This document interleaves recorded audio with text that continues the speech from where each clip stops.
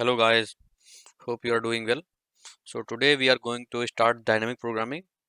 And so I have collected some of the problems that are commonly asked in regular product based companies, and I will going to solve them one by one. So the first problem I am going to pick longest palindromic substring. So let's discuss this problem. So this problem is given as we are given a string S and we need to return the longest palindromic substring in S.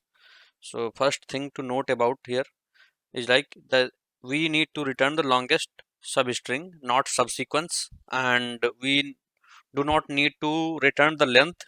We need to return actual string. Okay, so these 2 points needs to be considered. So let us check in what product based companies this problem has been appeared. So you can see it is appeared in 48 times in Amazon, 15 times in Microsoft, 8 times in Google, and 7 times in Facebook, and 3 times in Adobe, and many more companies. So this problem is quite important. So let's discuss about this problem and approaches to solve this. So one approach to solve this is like, that is brute force, is like we need to generate all the substrings of this given string S and then check if they are palindrome or not, and simultaneously we can check for like what is the maximum string palindrome. But this approach is going to take order of n cube time, because substring generation is going to take n square time, and for each substring we are going to check whether it is palindrome or not. So in this way it is going to take n cube time. So I don't think interviewer wants that. That is quite a brute force kind of. So we need to slightly optimize it. So we'll try to do it in order of n square using dynamic programming. So how we are going to use here dynamic programming actually? So as you say, as you can observe in lot of dynamic programming problems, that the main thing is like overlapping sub problems. Okay, so here we need to find that overlapping sub problems. And so if let's say if we are solving this problem for let's say a substring of length L, okay, we need to check if this L length substring is palindrome or not. Okay, so what we can do, like we can check the first character and the last character of the given string and check if the remaining string is palindrome or not. Okay, so I am saying like if you are given a string of length L, then we need to check if character at the position 0 or character at the position L minus 1 are equal or not. So if they are equal, then we need to check for the string like L minus 2 down to 1. So we need to check this for this string 1 to L minus 2. If it is palindrome, then we can simply append those two characters on the both the sides, okay, and the string becomes L. So in this way we can proceed. So let's implement this approach. So what I'm trying to do is like, let's take if check if s equal to null or s dot length equal to 0, then we know that there is empty palindrome string. Then we simply need to return empty, otherwise need to find the length of this string. So s dot length. Now we'll need to create a boolean dp array. What this boolean dp array does, it reduces the like checking whether a particular substring is palindrome or not. We can populate it on runtime rather than we generate each substring and then going to check like if it is palindrome or not. So still we are going to generate all the substrings, but for checking we are reducing its complexity from order of n to order of 1. So the total complexity is going to be order of n square in this case.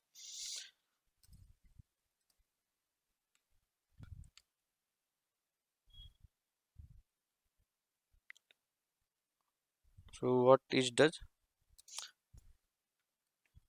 dpi comma j tells us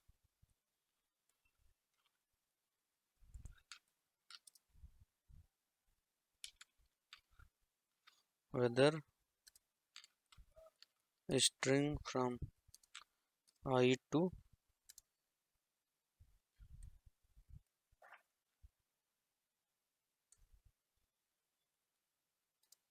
j is palindrome or not. Okay, so we know that one character substring is palindrome, so we'll need to add that to our array, dp array.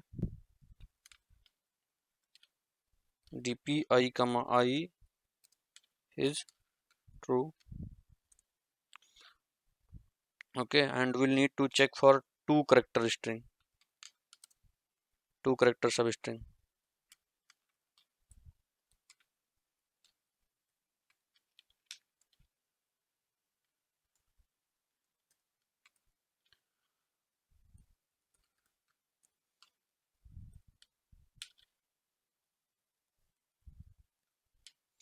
Caret I plus 1 equal then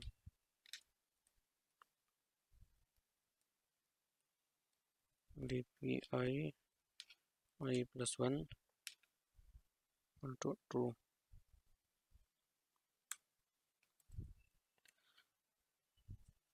So this is for string of length 1, this is for a string of length 2.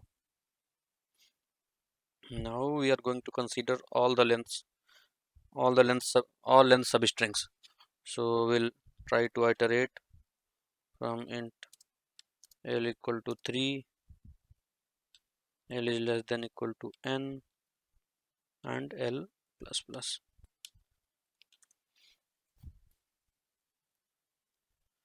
And we need to fix the starting point, I equal to 0, I less than n minus l plus 1, and I plus plus. And based on that starting index, we need to find the ending index. Let's call it j. J equal to I plus l minus 1. So we'll need to check here if character at the position I equal to character at the position j, and if dp I plus 1 and dp j minus 1 equal to true, means like here we are checking like if for any length we are checking here, then if the starting character and the ending character is same, and the characters that are remaining in middle are also forming a palindrome string, then this whole 0 to l string will be substring will be palindrome. So based on this observation, we need to populate it. So dp I comma j will be true, and we can, let's take another variable and start, that is point 2 minus 1, make start equal to I, and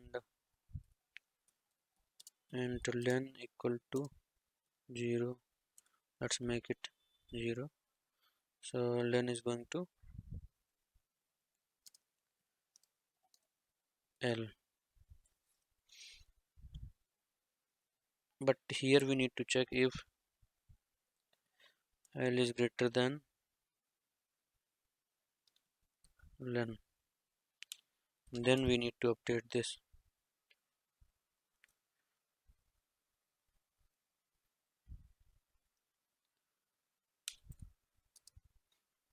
So we have updated it.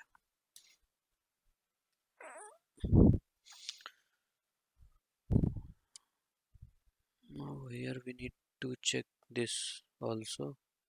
So let it make 0 and length equal to 1, because one character string is always palindrome.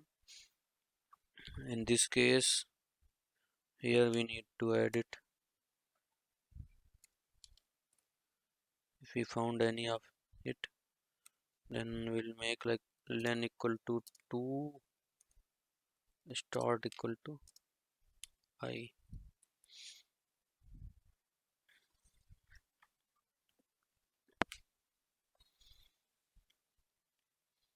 Now in the end, we need to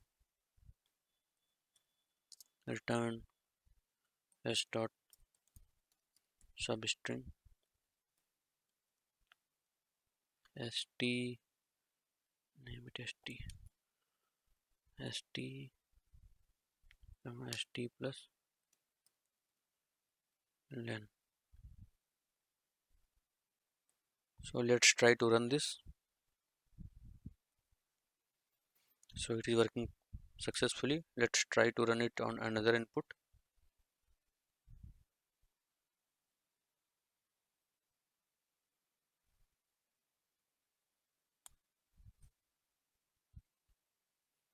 Okay, so let's try to submit it. So it is accepted. So hope you have enjoyed this video and enjoyed this dynamic programming concept. I will make more videos on dynamic programming. I will solve all the problems that were in the list actually. For more videos like that, do subscribe my channel. Thank you for watching.